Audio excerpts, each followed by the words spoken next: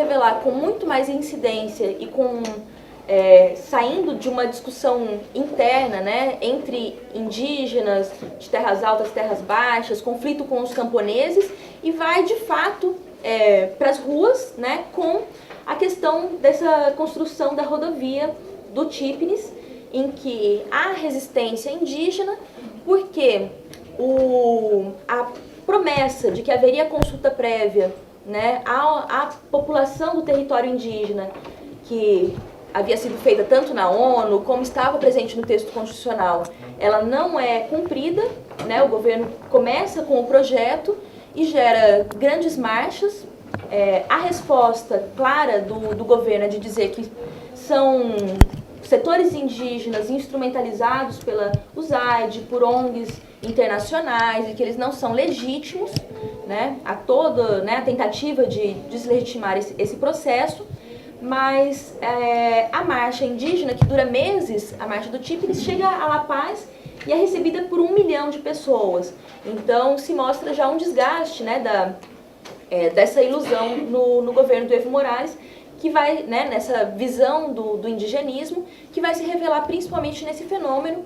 Não é o primeiro desses fenômenos, isso já precedentes com a questão do petróleo no território amazônico, né, com alguns elementos, com a própria questão da água que provocou, né, a guerra da água e que há limites, com os projetos de extrativismo, da mega mineração a céu aberto, que também tem da água que prejudicava as comunidades indígenas. Então tem uma série de elementos que já se colocavam, mas que vão culminar nesse conflito do Típinis, que ainda continua, né? Porque o governo Evo ele recua, e aí sim aprova uma lei de consulta, mas já no momento em que já estava claro o rechaço da população, muito mais para tentar forçar uma legitimação, né? Utilizar vários grupos, ele convoca cúpulas sociais, né? Para isso. E o que, assim, que eu não vou ter tempo de desenvolver aqui, mas o que dessa experiência eu gostaria de problematizar é também que eu vejo que as críticas dentro do processo de câmbio, de mudança, também devem ser problematizadas, porque quando a gente vê esses autores que têm sido extremamente críticos e que participaram do governo e acusam o governo agora de ser racista, de uma série de coisas, né, eles estão ainda com a expectativa de que é possível um projeto contra-hegemônico dirigido pelas nacionalidades indígenas, que vai se colocar contra essa burguesia nativa que está conectada com a burguesia nos países imperialistas, né?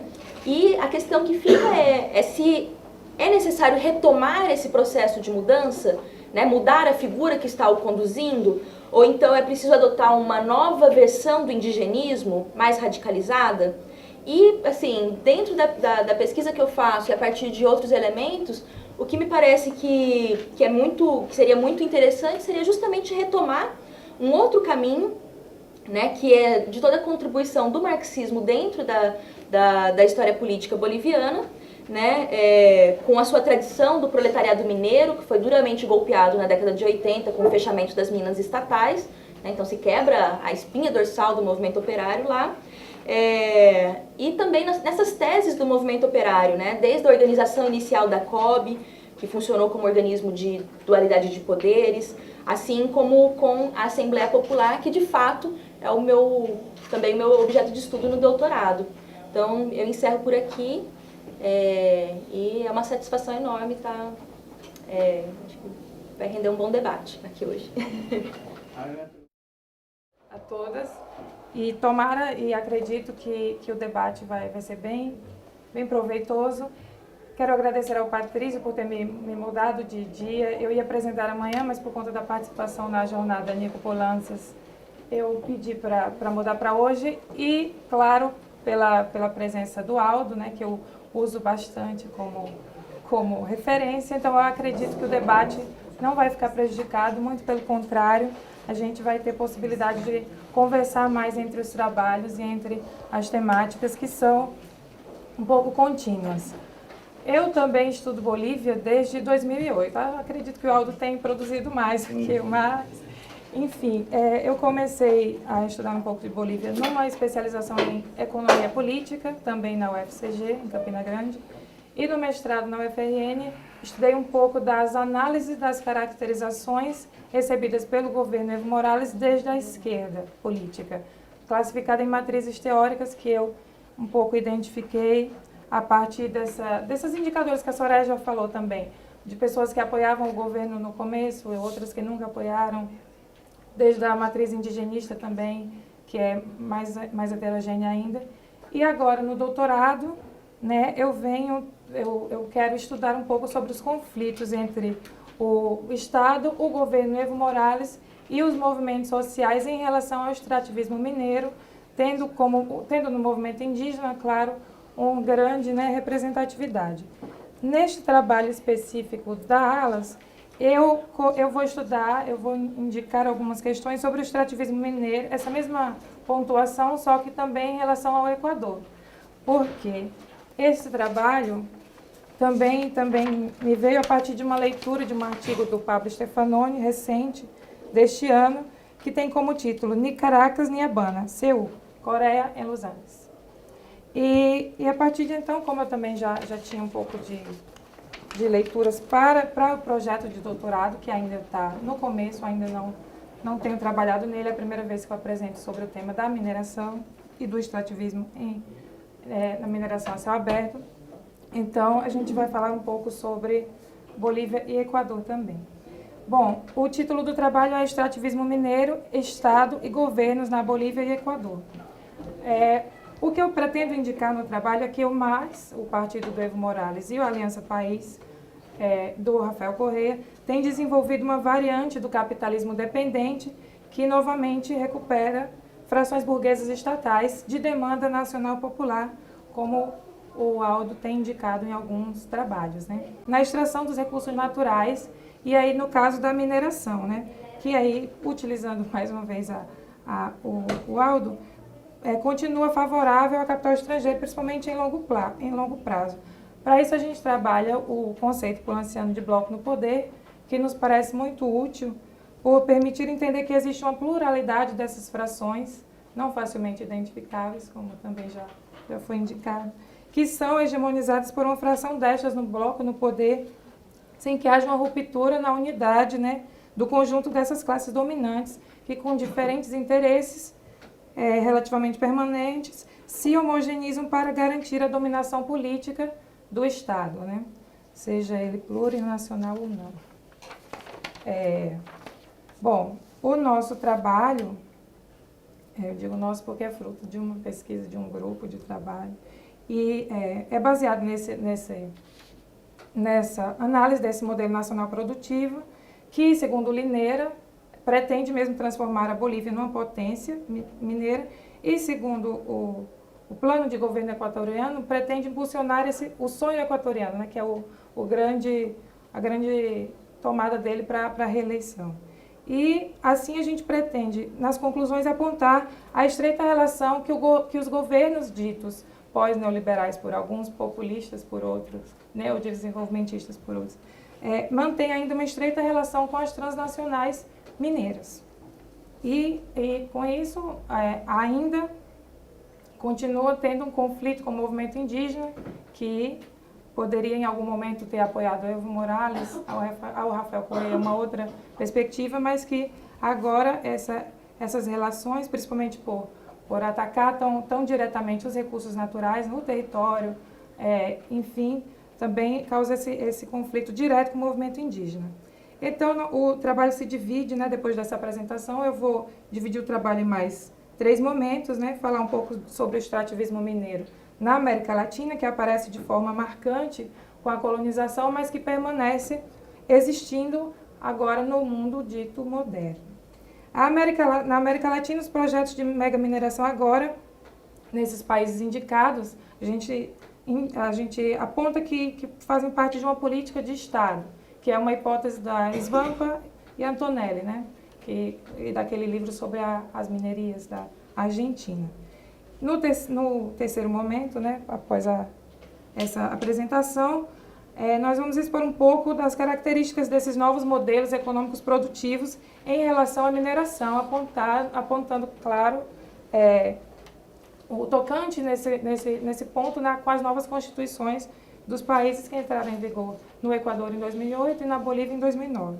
Por último, nas conclusões, nós entendemos que os dois governos têm aprofundado as reformas implementadas nos anos 90 no marco de um projeto neoliberal.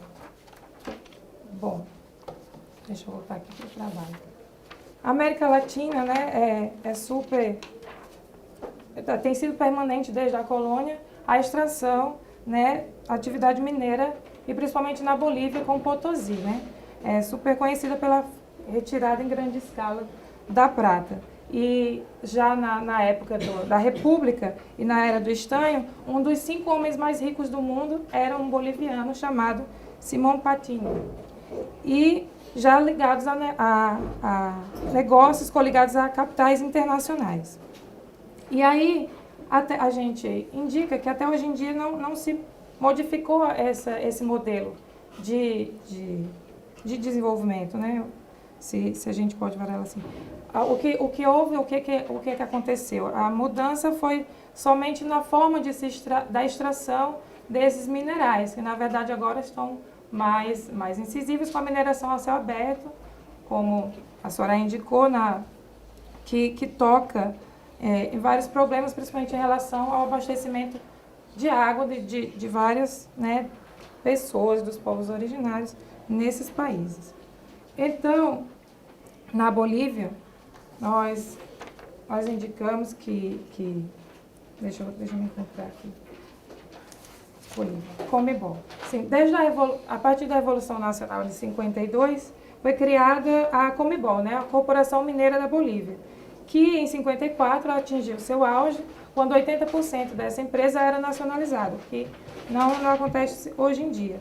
Depois dos anos 80, com as privatizações, né, em todo o subcontinente, houve também o desmantelamento dessa empresa, que hoje só atua como administradora de contratos, e não mais como parte da cadeia produtiva do país. Então, na verdade, os jazidos mais ricos passaram às mãos de capitais estrangeiros e assim permanecem, mesmo depois da nova Constituição de 2009.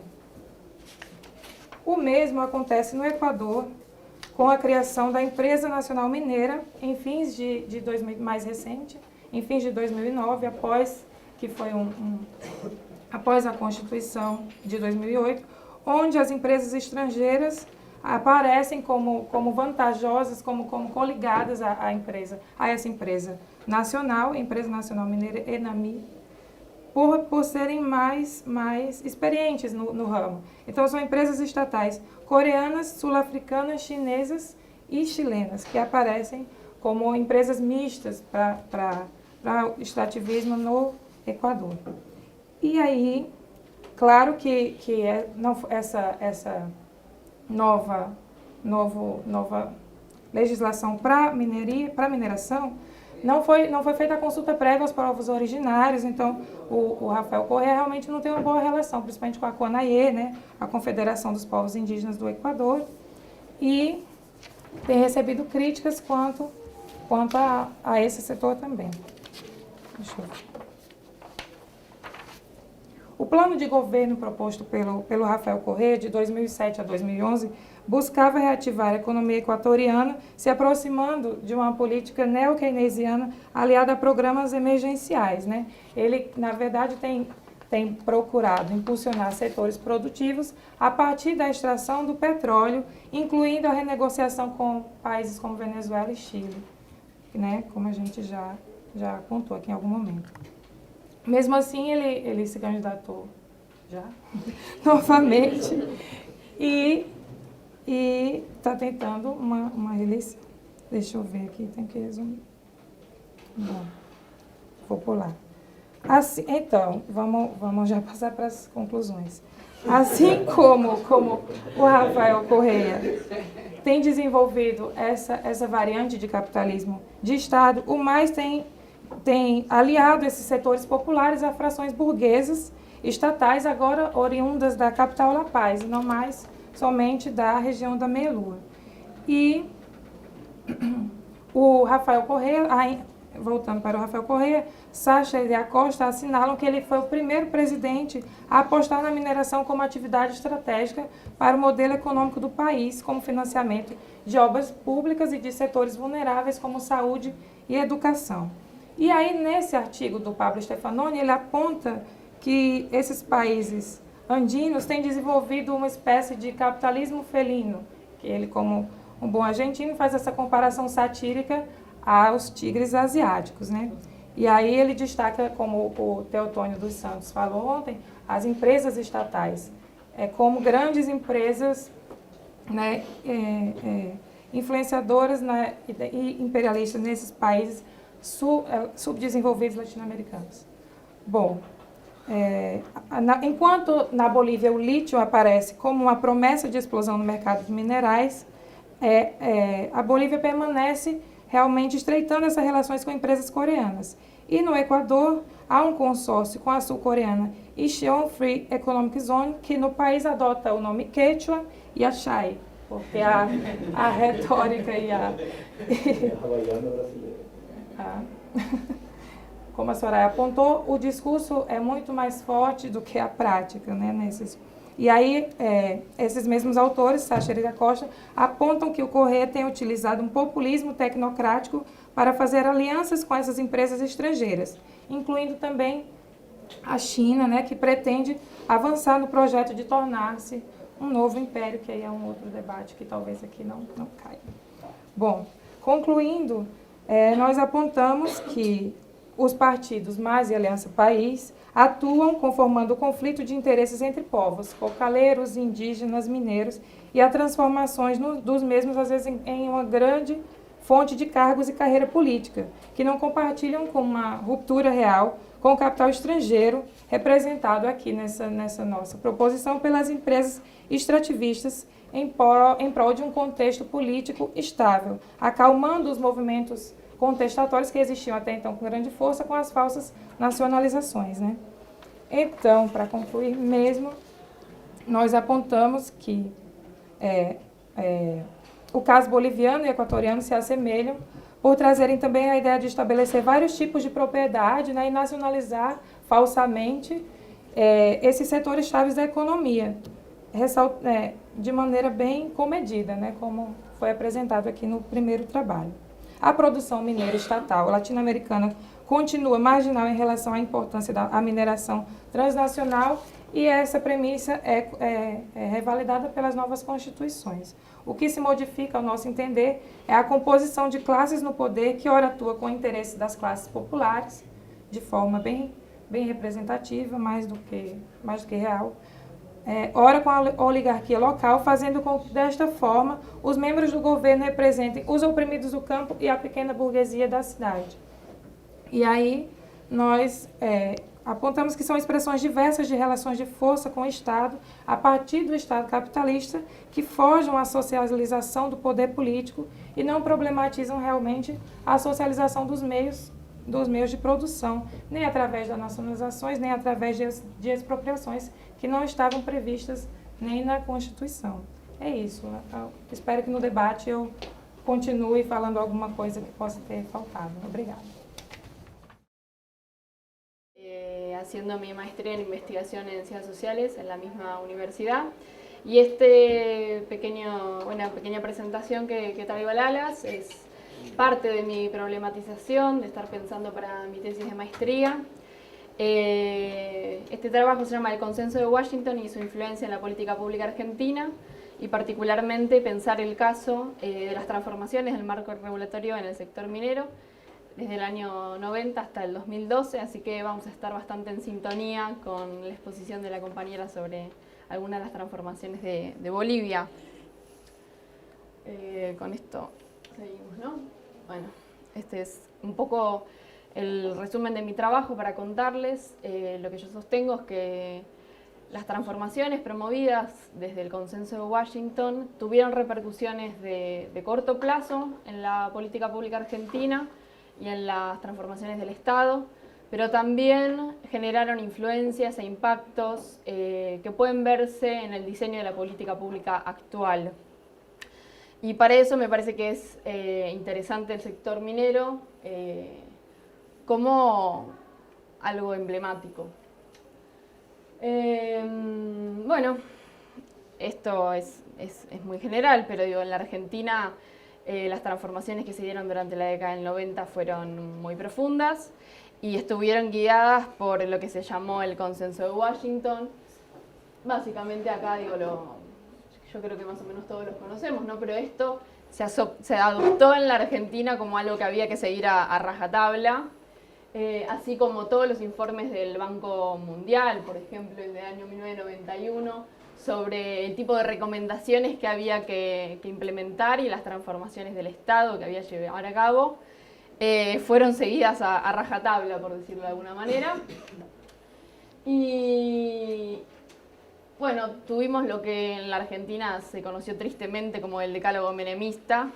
El gobierno de Menem fue desde el año 1989 hasta 1999 y durante esos años se transformó de manera radical el Estado y se produjo una real reconfiguración de sus funciones, ¿no? Hay varios debates en la literatura argentina sobre si puede hablarse del retiro del Estado, de la ausencia.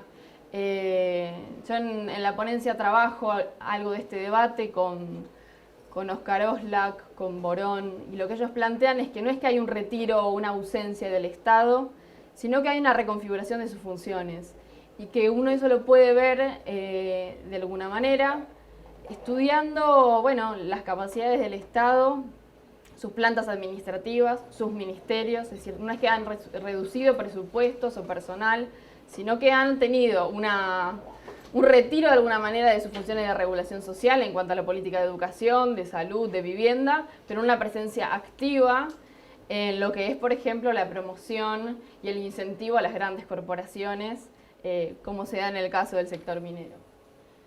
Estas fueron algunas de las leyes que abrieron estas reformas. La reforma del Estado en el año 89 que impulsó el proceso privatizador, la ley de la convertibilidad, que igualó la moneda argentina en el momento austral al dólar, y la desregulación económica, que lo que hizo fue disolver los principales entes de control y regulación estatal. Para pensar